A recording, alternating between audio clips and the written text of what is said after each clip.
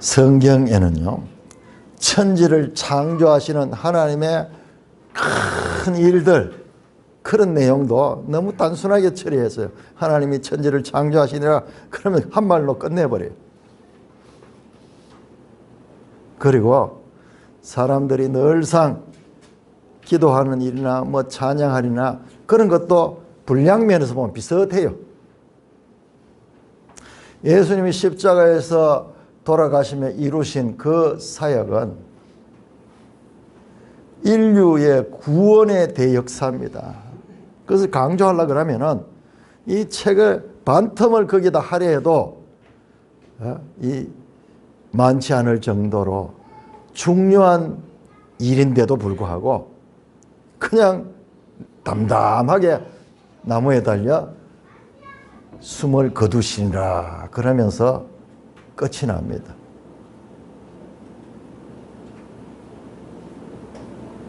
그와 분량면에서 이 법궤 옮기는 이 일을 이렇게 길게 다루고 있기도 하고, 그래서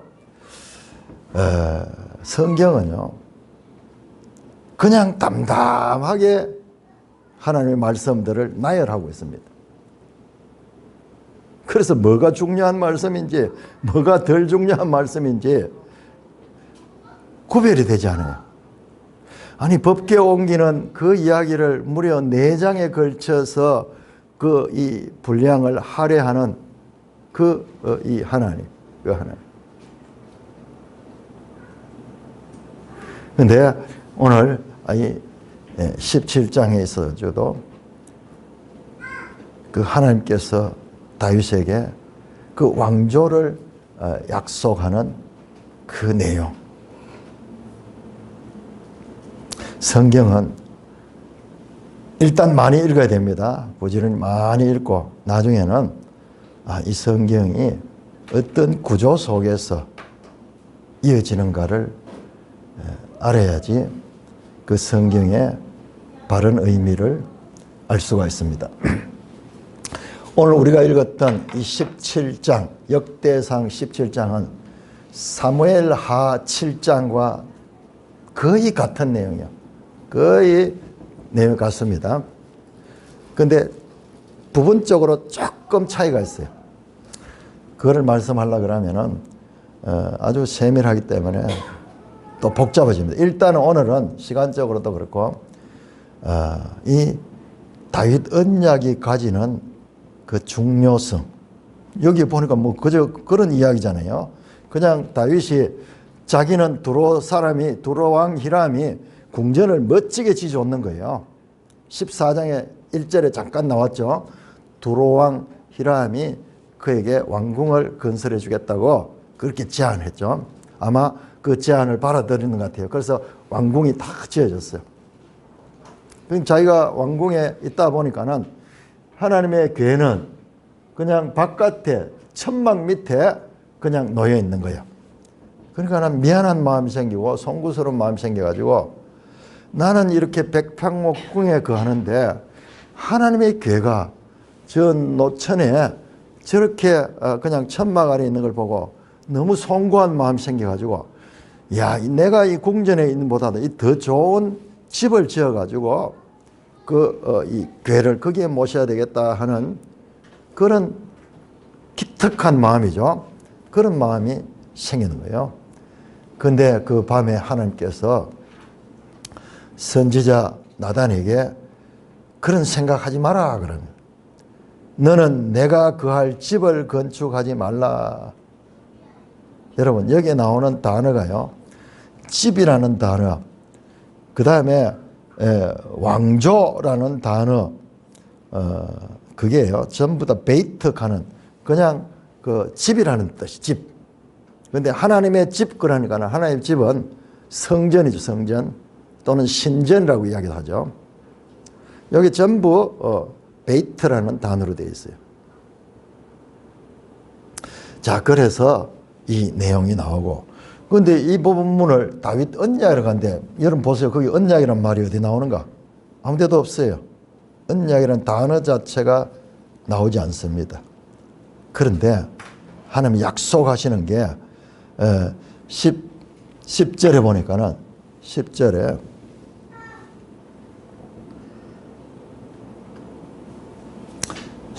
후반절에 또 너게 이르는 여호와가 너를 위하여 한 왕조를 세울지라.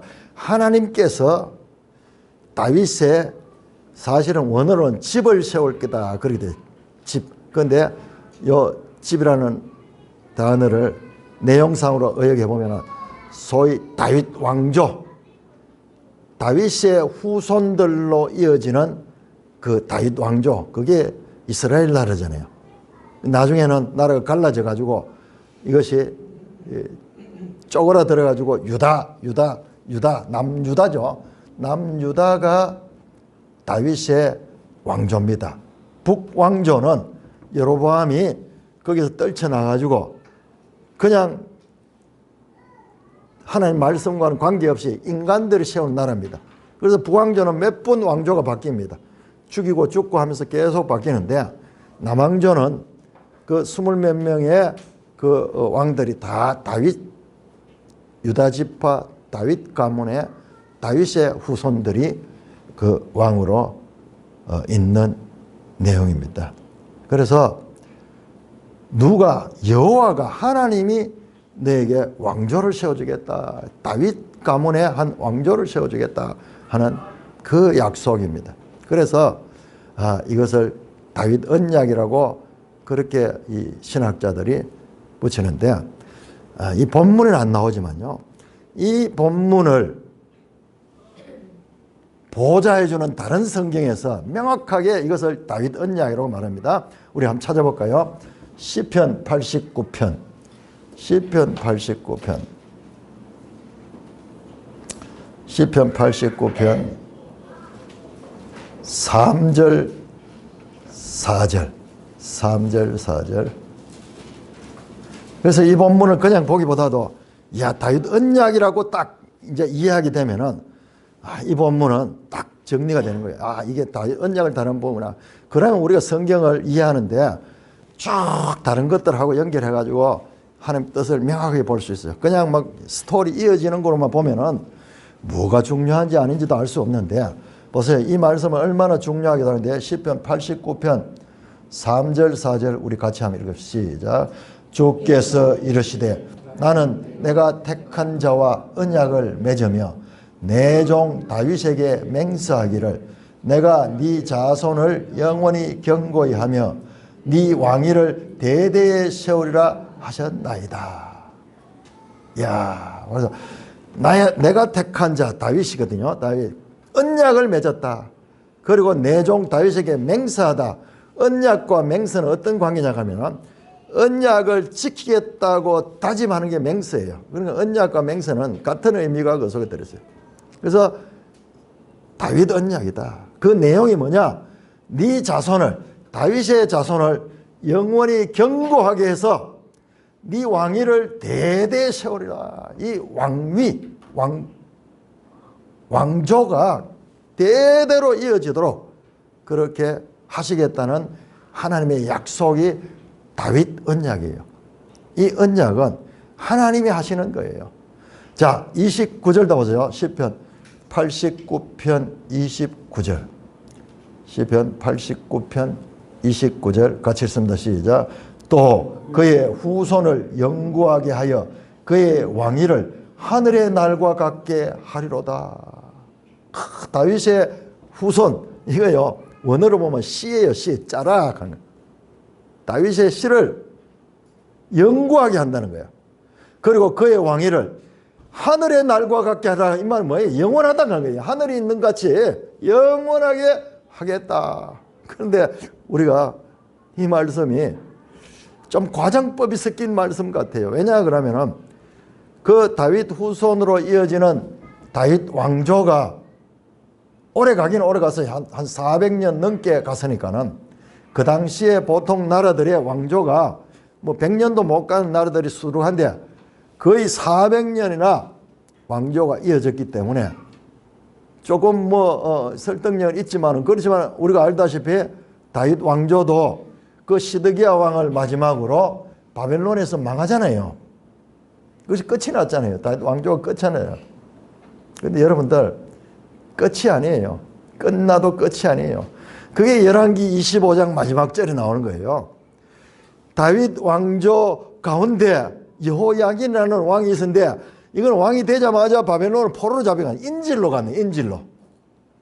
우리나라에도 역사에 보니까는 인질로 왕자가 잡혀가고 이런 경우가 많은데 인질로 잡혀간 거예요. 시드기야보다 어립니다. 인질로 갔던 이 여호야긴이. 마지막 왕은 시드기야의 조카예요.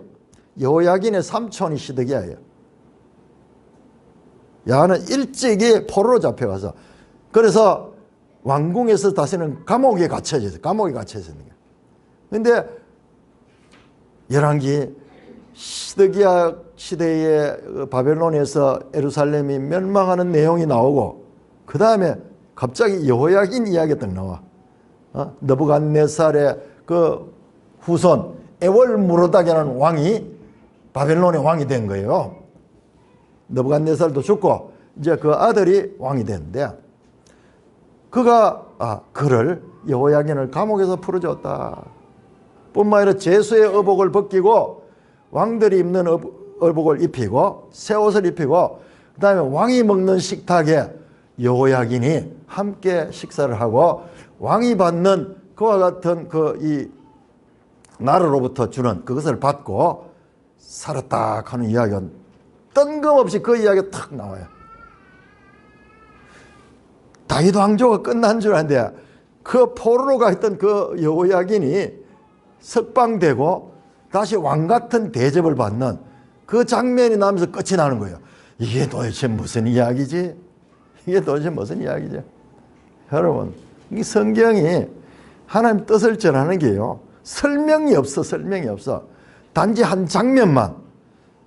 그 다윗 후손 가운데 여호야긴이 감옥에 있다가 풀려나고 죄수의 범을서 벗어나고 이제 새로운 옷을 입고 그다음에 왕의 식탁에 왕과 함께 먹으면서 그렇게 왕으로부터 그 나라로부터 주는 그와 같은 이 은혜를 받고 사는 이야기가 나옵니다. 그게 끝이야.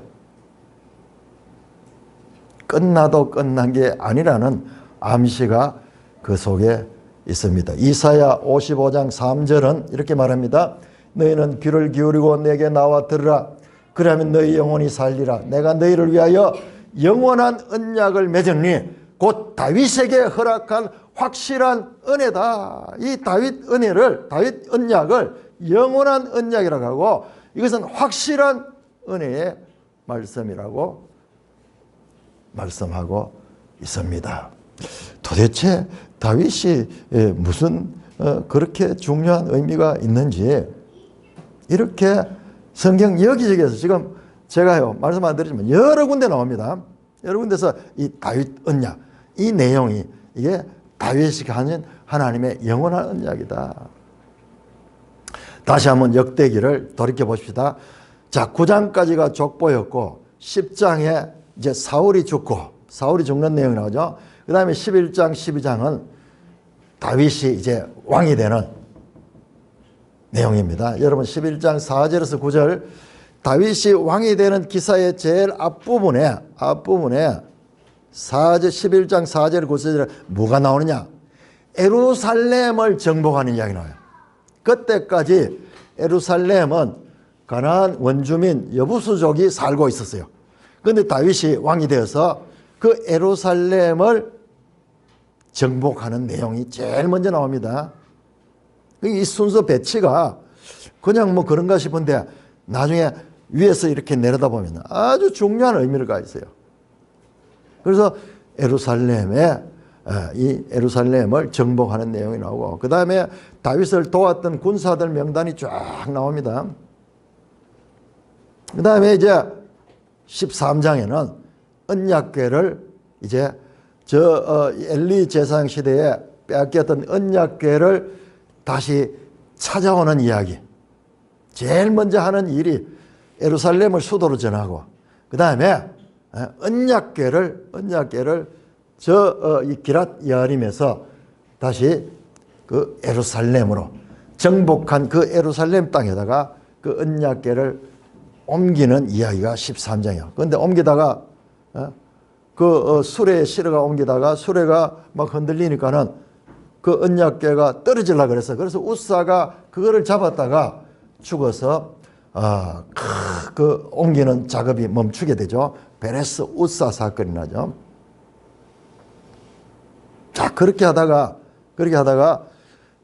마침내 언약궤를 옮겼습니다.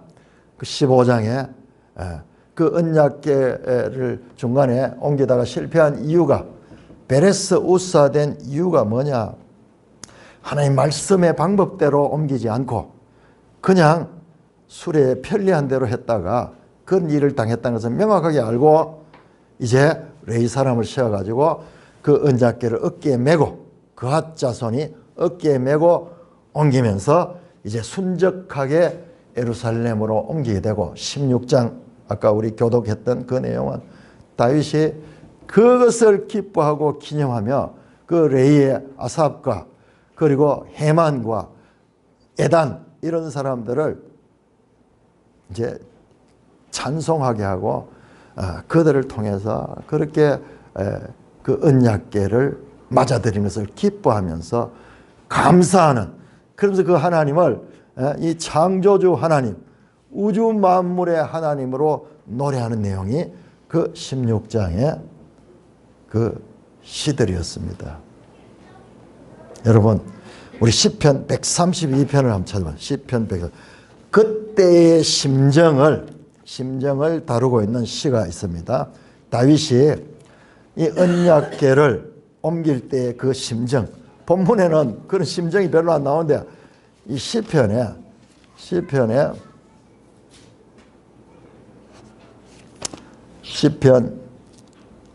132편. 자, 여러분 132편을 우리가 한번 교독 하나 합시다. 자, 이런 데서 봐야 돼. 그냥 뜬금없이 읽으면 무슨 말인지 모르는데, 그때 다윗이 이 언약궤를 예루살렘으로 옮길 때에 그때의 심정을 시로 표현한 것입니다. 우리 한번 교독하겠습니다. 시편 132편 1절입니다. 여호와여, 다윗을 위하여 그의 모든 겸손을 기억하소서.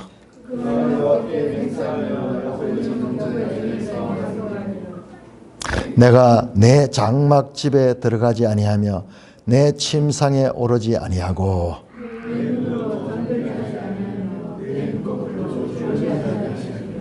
이렇게 자기가 쉬지 못했다는 거예요. 왜? 이유가 나옵니다. 여호와의 처소 곧 야곱의 전능자의 성막을 발견하기까지 하리라 하였나이다.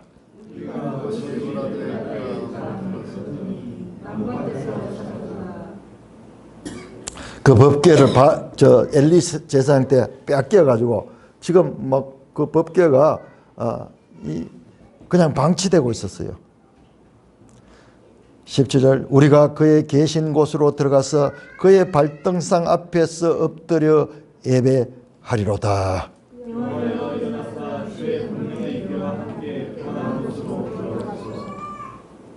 주의 제사장들은 의를 옷 입고 주의 성도들은 즐거이 외칠지어다.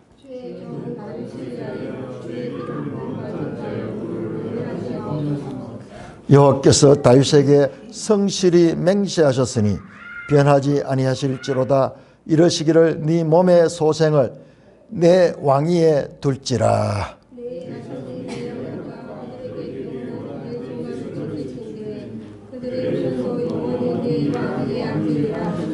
왕위에 대한 약속을 하죠. 여호와께서 시온을 택하시고 자기 거처를 삼고자 하여 이러시기를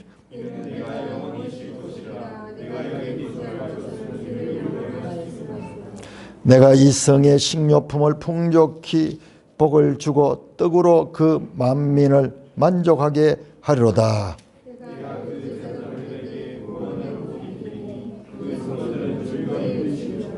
내가 거기서 다윗에게 뿔이 나게 할 것이라. 내가 내 기름 부음 받은 자들을 위하여 등을 준비하였도다. 내가 그의 원수에게는 수치를 못 입히고 그에게는 왕만이 인간하게 하리라. 17절에 다윗에게 뿔이 나게 할 것이라 이렇게 되어 있는데 요거는 이 뿔이라기보다도 그 영광 캐넨 가는데 그 영광스럽게 한다. The ray of light. 빛의 광선이 빛이 나면 와 이렇게 번쩍 이렇게 나는 것처럼 이걸 그냥 직역을 하다 보니까 뿔이라 그러는데 영광스럽게 한다는 거예요. 다윗의 등불을 또한 준비했다. 자, 이 말씀이 다윗의 심정이 다윗이 그 언약궤를 모셔오는 것을 그렇게 간절히 바랬다는 거예요. 그렇게 간절히 바랬다는 거예요. 그러니까 여러분들 13장에서 16장 역대상에 나오는 언약궤 이전은요. 이전을 한번 상상력을 발휘해서 한번 생각해 보시기 바랍니다. 똑같은 내용을 담고 있는 사무엘하 6장 한 장에 언약궤 옮기는 내용이 나옵니다만은 역대상에는 13장에서 16장까지 여러분 아까 그 시도 자세히 보시면요. 마치 하나님의 궤가 개선장군처럼 예루살렘으로 들어옵니다. 개선장군처럼 찬양하고 그렇게 하면서 그렇게 그 궤를 귀하게 해서 마침내 처음에 옮기려고 하다가 베레스 우사 사람이 죽고 갑자기 그 언약궤를 옮기는 일을 내가 어찌 이 궤를 옮길 수 있겠는가. 다윗이 거기서 좌절합니다. 그런데 왜 그렇게 됐는가를 깊이 말씀 가운데 생각하고 깨닫고 그 말씀 방법대로 해서 그렇게 그 궤를 예루살렘으로 옮기는 이야기입니다. 그 장소가 됩니까? 바로 다윗이 제일 먼저 하는 건 뭡니까? 통일 이스라엘 왕이 되고 예루살렘을 정복했죠. 그 예루살렘 정복, 그 예루살렘에 그 하나님의 궤를 옮기는 거예요. 그러니까 예루살렘은 하나님의 보좌가 있는 곳이 되는 거예요.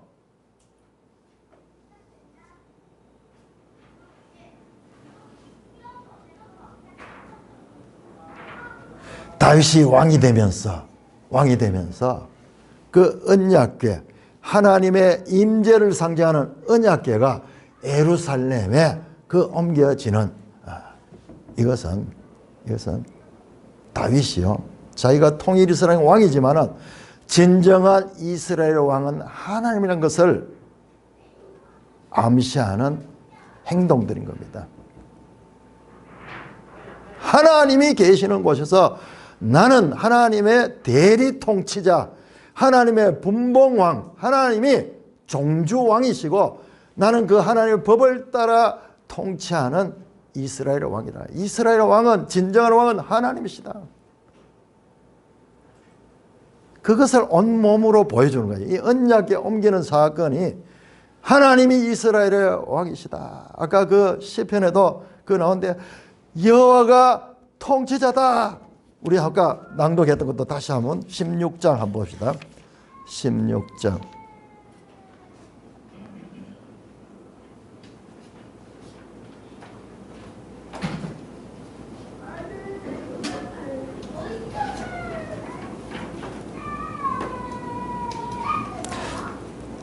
자, 하나님께서 이 35절 16절 너희는 이르기를 우리 구원의 하나님이여 우리를 구원하여 만국 가운데서 건져내시고 모사 우리로 주의 거룩한 이름을 감사하며 주의 영광을 더 높이 할지다. 여호와 이스라엘 하나님을 영원부터 영원까지 송축할지로다. 그리고 모든 백성은 아멘 하고 하나님이 진정한 이스라엘 왕이시라는 것을. 그러니까 이스라엘은 세상 사람들은 똑같잖아요. 다른 나라하고 똑같은 왕이 있고 그런 나라지만 이스라엘은 신정국가인 거예요. 신정국가. 하나님이 왕이시고 그 하나님이 택한 자가 그 왕의 이 대리 통치라서 역할한 거예요. 그래서 예루살렘은 왕이 거하는 왕의 보좌가 있는 곳이고 그리고 하나님 나라의 영토는 통일 이스라엘 전체 이스라엘이 하나님의 나라의 영토고 그 하나님 나라의 국민은 누구냐? 이스라엘은 하나님 나라의 국민인 거예요. 그러니까 국가의 3요소 주권자 하나님, 그 다음에 영토 국토 이스라엘 그 12지파가 있는 그 땅들, 그 다음에 그 국민은 이스라엘 백성들이다.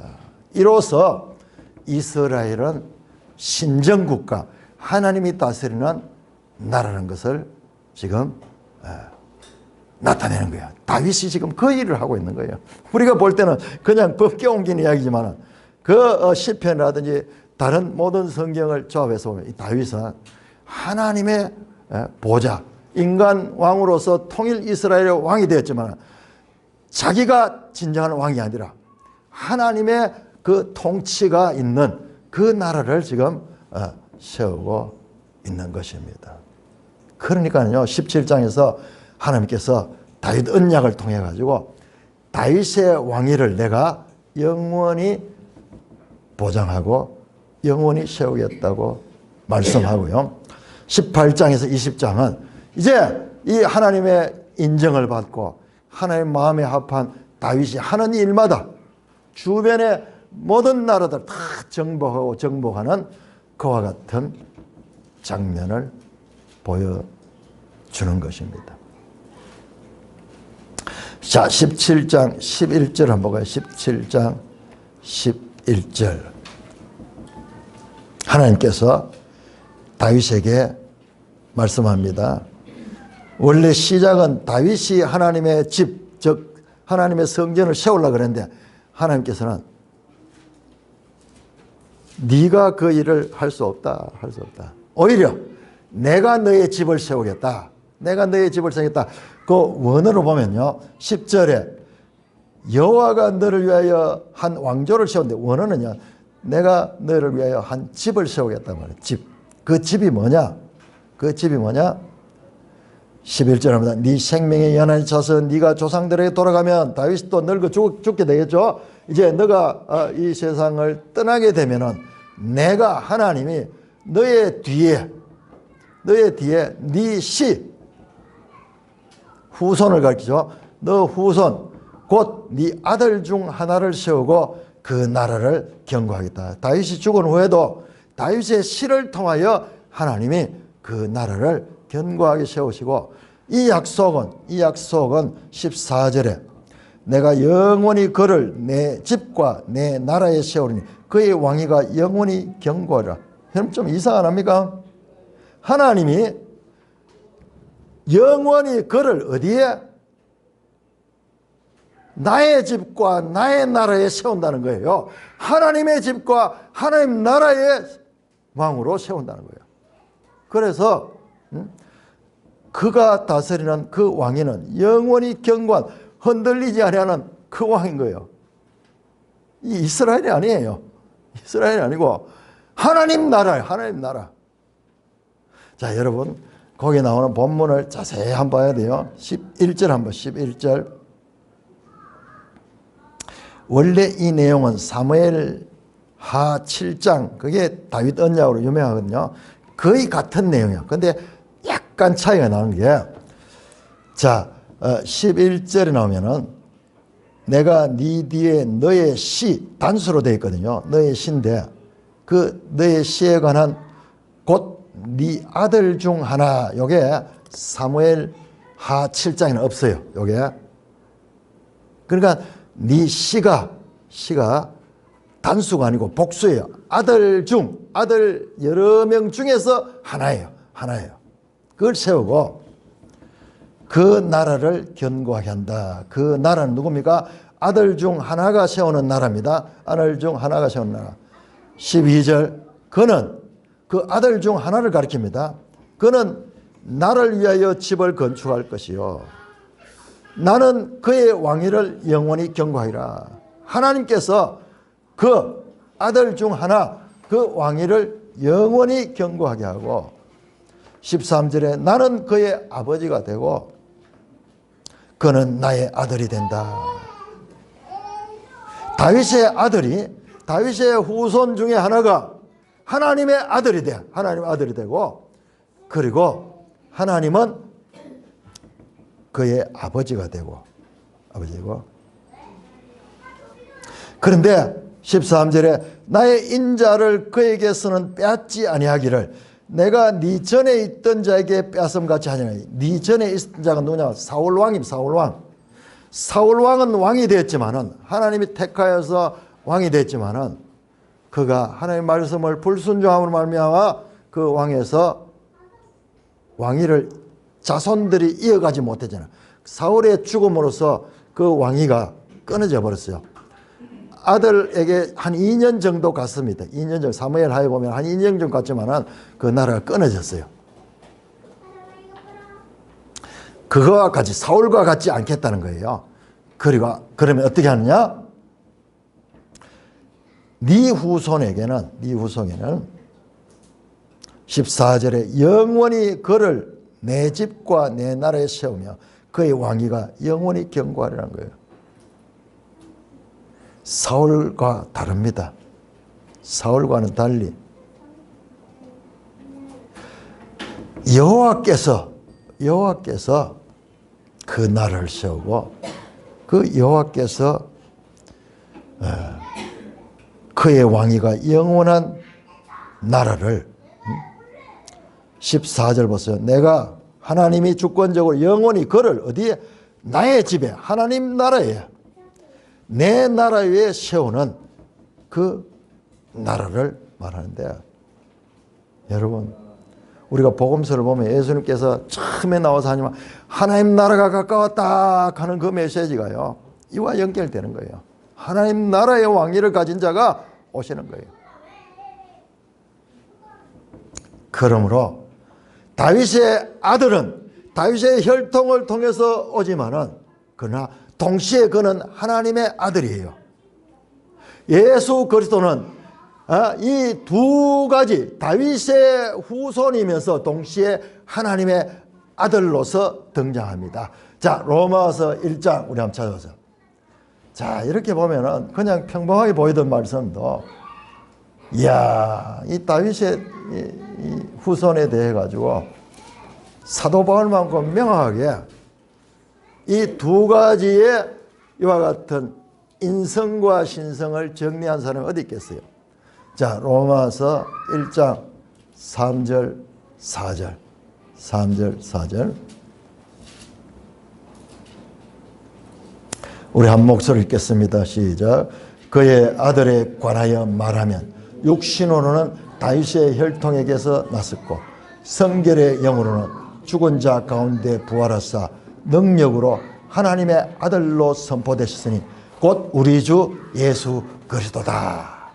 참 우리 번역이 좀 아쉬워요. 4절에 성결의 영, 갑자기 안 쓰던 단어를 썼는데 그냥 성령이 성령, 하기오 푸뉴마, 성령으로 죽은 자 가운데 부활하사 하나님의 아들이 되시다. 육신으로는 다윗의 혈통, 다윗의 후손 오셨고 그 다음에 성령으로 하나님의 아들이시다. 바로 그가 누구냐? 우리 주 예수 그리스도다. 다윗 언약의 궁극적 네 아들 중 하나는 누구냐? 바로 예수 그리스도, 예수 그리스도. 그러니까 우리가 이 말씀을 좀 이해할 것 같아도 잘 안 되는 게, 다윗의 아들의 왕조는 그 여호야긴 이 옥에서 나오는 거는 있었지만은 그 이후로 왕조는 없어지거든요. 다윗 후손의 왕조는 없어지거든요. 영원한 그 왕위는 누구냐? 바로 예수 그리스도, 예수 그리스도. 예수님이 오셔서 회개하라, 하나님 나라가 왔다, 그 말씀을 하신 건요, 이 다윗 언약이 예수 그리스도에서 성취되는 거예요. 왜 하필이면은 아브라함과 다윗의 후손 예수 그리스도의 세계라. 신약이 시작하면서 아브라함과 다윗의 후손 예수 그리스도라고 말씀하는 것도 결과적으로 이게 뭐냐, 이 다윗 언약이 예수 그리스도를 통해서 이어지고 있는 것을 말씀하고 있는 것입니다. 예수님은 이 다윗의 후손으로 오시면서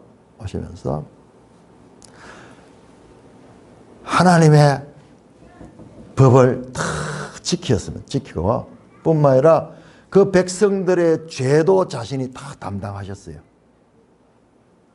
그래서 이 다윗 언약은 그리스도 안에서 하나님이 주권적으로 그를 영원히 왕위에 앉게 하시는 거예요. 내 행위에 따라 아니고, 사울은 자기 행위에 의해서 그 하나님으로부터 이 징계를 받고 그 왕위를 유지하지 못했습니다. 조건적인 조건, 그 조건을 충족하지 못해서. 그러나 다윗 언약은 그게 아니에요.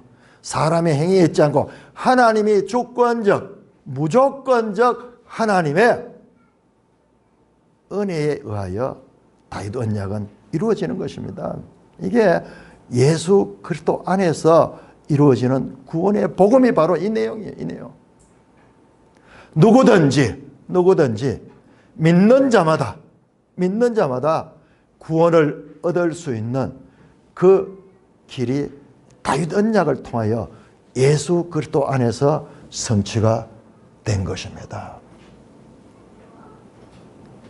그래서 이 다윗 언약은 이게 그냥 보면 스쳐 지나갈 정도로 다루고 있지만 이 속에 어마어마한 그 속에 복음의 핵심 내용이 이 다윗 언약 속에 담긴 것입니다. 사랑하는 형제 자매 여러분, 신약 성경이 시작하면서 아브라함과 다윗의 자손 예수 그리스도의 세계라 하는 이 말이 가지는 울림과 이 말이 가지는 이 웅장함은 이 구약 성경을 제대로 알 적에, 야, 하나님은 이걸 잊지 않고 여러분, 아브라함 언약도 무조건 언약입니다. 내가 이 땅을 너희 자손에게 주며 그리고 너희 자손을 하늘의 별과 같이 땅에 모래같이 많게 하리라. 일방적으로 하나님이 주권적으로 주시는 약속이에요. 모세의 언약은 어떻게 됩니까? 우리가 지켜야지면 복을 받고 지키지 않으면 저주를 받는 언약이잖아요. 그러나 다윗 언약도요, 무조건적 하나님의 일방적 은혜 언약이에요. 그런 그 일을 성취하는 것이 바로 예수 그리스도고, 이 복음이 바로 그겁니다. 우리가 행위를 통해서 구원을 받을 수 있으려 그러면 어느 누구도 구원을 받을 수 없어요. 그러면 모세 언약은 왜 줬느냐? 여러분, 아브라함 언약, 모세 언약, 그 다음에 다윗 언약이 시간적으로 약 500년 간격이 나요. 아브라함 언약 2000년경, 모세 언약 1500년경, 다윗 언약 1000년경, 500년 간격을 두고 있는데, 여러분, 그럼 모세 언약은 뭐냐? 사도 바울이 그걸 설명해요. 왜 중간에서 언약을 줘가지고 그 언약에 의해 가지고 이스라엘 백성들이 실패할 수밖에 없었던가? 불순종했기 때문에. 사도 바울이 우리가 풀 수 없는 이와 같은 난제를 해결하는데, 율법으로는, 모세 언약으로는 우리가 죄인인 것을 깨닫게 하는 그와 같은 역할이 있다는 거예요. 우리가 은혜에 참여하려고 그래도 우리가 죄인임을 알아야지 그것이 은혜가 은혜되지. 우리가 죄인인 줄 모르고 우리가 어떤 존재인도 모르면서 그렇게 구원을 갈 적에 아마 내가 잘나서 그렇고 내 능력으로 내 힘으로 구원을 받았다고 할 것이에요. 다윗의 기사와 예수 그리스도의 연속성, 이는 보시면은 이 모든 과정들이 예수님이 오시는 길을 예비하는 거예요. 다윗은 예수 그리스도의 모형과 그림자입니다. 그래서 계시록 22장 마지막에 하면 나는 다윗의 뿌리요 다윗의 가지다, 그렇게 말씀합니다. 여러분, 복음서 가운데서 갑자기 이 소경의 어떤 바디메오라는 사람이 다윗의 자손 예수여 나를 불쌍히 여기소서, 이런 음성이 울려 나올 적이에요. 이 구약적인 배경을 가지고 읽으면은 놀라운 메시지가 그를 통해서 지금 이 고백되고 있는 것입니다. 우리 개혁주의는 성경을 보는데요, 그냥 보는 거죠. 전체가 하나의 하나님의 구원 계시가 역사를 통하여 성경을 통하여 그렇게 성취되어 가는 구원 계시의 발전성을 가르치고 있습니다. 그러므로 우리가 이와 같은 관점에서 성경을 읽을 적에 그 하나님의 구원의 경륜에 그 놀라운 그와 같은 전개를 볼 수가 있는 것입니다.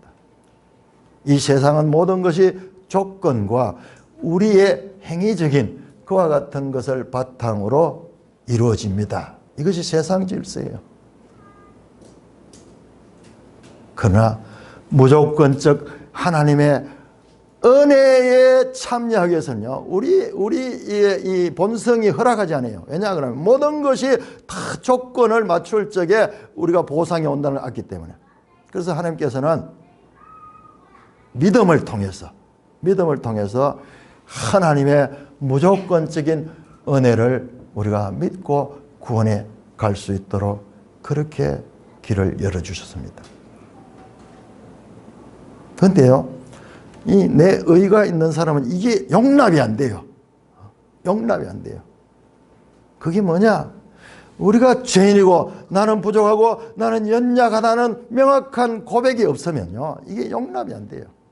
자꾸 내가 할 수 있다. 내가 의를 세우겠다. 이렇게 될 경우에 그 은혜를 이 믿음으로 수용하지 못합니다. 하나님의 은혜를 믿고 구원에 이른 것이 우리 기독교 구원론의 기초고, 그러므로 다윗 언약은 놀라운 하나님의 구원의 복음을 담고 있는 것입니다. 하나님의 주권적 은혜를 믿음으로 말미암아 아브라함과 다윗의 자손으로 삼아주신, 그래서 우리를 하나님의 자녀로 삼으신 하나님을 찬송하며 구원의 반열에 믿음으로 이루시는 모든 산돌교회 되시기를 주님의 이름으로 축원합니다.